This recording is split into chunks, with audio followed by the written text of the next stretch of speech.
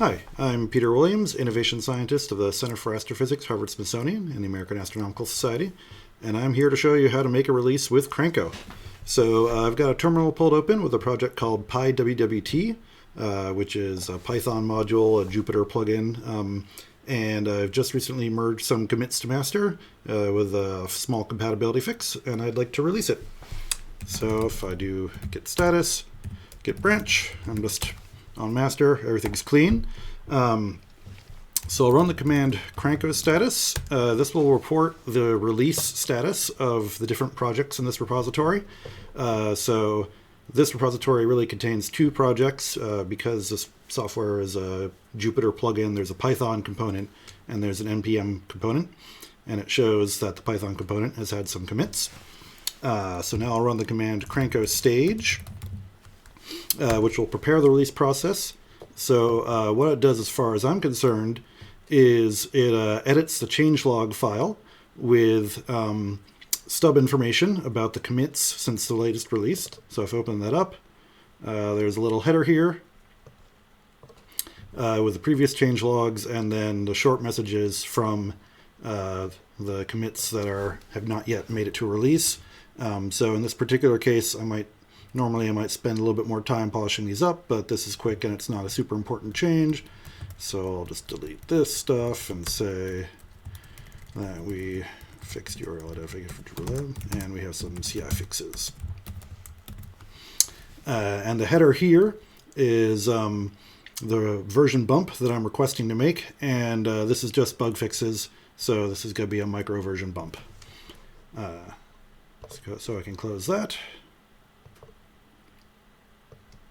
Make this file bigger, and that's all I want to do. So I run Cranko confirm. It tells me that's expecting to bump the version number to 0.10.2. And now to trigger the release, all I do is push the RC branch. And that's how you make a release with Cranko. Now, of course, there's some infrastructure that makes this possible, and I want to show a little bit of that while the release is processing. So the motivation for Cranko is, for literally more than a decade, I've been actually pretty dissatisfied with how I've been making my releases. And last summer, I was working on a project that was going to have to be a big monorepo, and I really wanted to get a good release automation system going because I knew if I didn't have that, it would be a real pain. And I sat down and worked on it and thought about it, and I think I came up with a few concepts that have really gotten to a nice model that Cranko then implements. So if I open up this window and go to the CI process that's being launched for the branch that I just pushed. So the key thing is that one of the things that I think you really have to implement is, I'm not making a release when I push something to the repository. I'm requesting that a release be made. And during the CI process, we'll run the tests, and if all the tests are passed, then we'll actually perform the release. But the decision to make the release happens in the CI because it has to happen in a place where you've got automated testing happening. So in order to make that happen, we start by, in this particular build process, we create the Python source distribution first because you want your testing to be based on the ultimate release artifacts. And most of the processing that will happen here is really fully generic stuff that doesn't rely on Cranko at all. But the key thing is, if we open up this stage, the first thing that we do is when I make this release request, so I had a commit where I wrote that I was going to requesting a minor version bump. If I show the RC commit, this is turned into structured information that's included in the commit message in this RC branch. What happens in the release processing is the very first thing that happens is, well, first we install Cranko, and then we use this command called apply versions, which rewrites my meta files to apply the versions that would be released if the release were to be successful. So in this particular case, it's updating the version number, and it creates a commit for this, and the commit that actually implements that, we show the diff here. In this particular case, I've configured Cranko to know that it has to rewrite this file, and it changes this particular line to give the final version. So this is what things will look like if the release processing actually succeeds. Now, the actual testing of the main build will take a little while, so I'll come back after that happens. Okay, the main steps of the build have just wrapped up, and now the deployment stage is going to start. So the way that this pipeline works is essentially the same steps are running on the master branch as a special RC branch that I push to.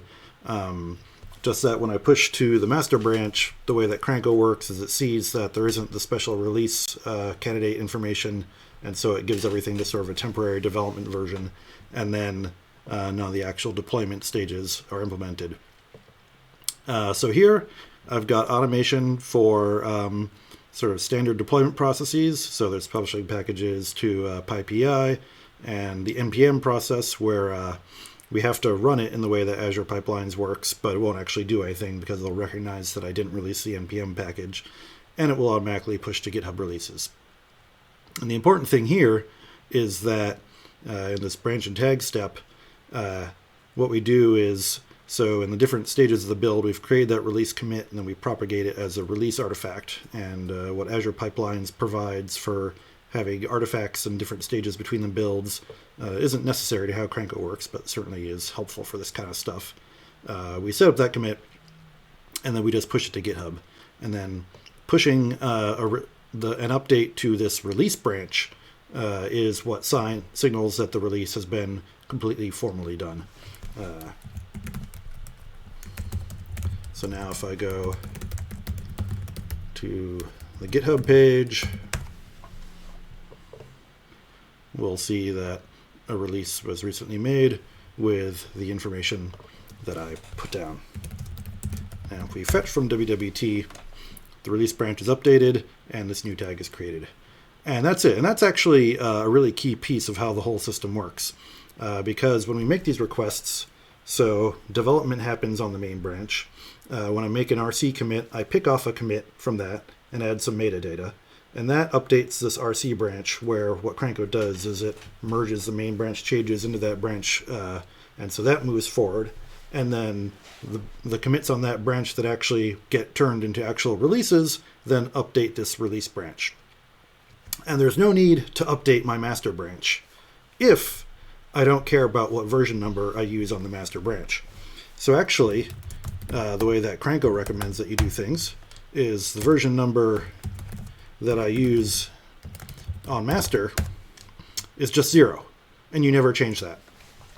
And then when I do things like Cranko Status, which will now show that there's no new commits, it gets all the release information from that release branch. And so that's how it knows that the most recently released version of this package is 0.10.2 and that there's no changes to make. But by not putting the release the version information in the master branch, that means that there's no need to kind of loop back and ever update the master branch. And that breaks a cyclic dependency, which actually causes a lot of annoying issues in the release process. So that's basically how Cranko works. And I haven't talked about it here, but one of the big things is it's built from the ground up to work with monorepos. So if you've got a lot of different packages, you can release them all independently, you can version them all independently. And it turns out when you talk about version requirements of those internal packages, you have to think carefully about how to express that, but Cranko takes care of it all. Thanks, and I hope you enjoy using Cranko.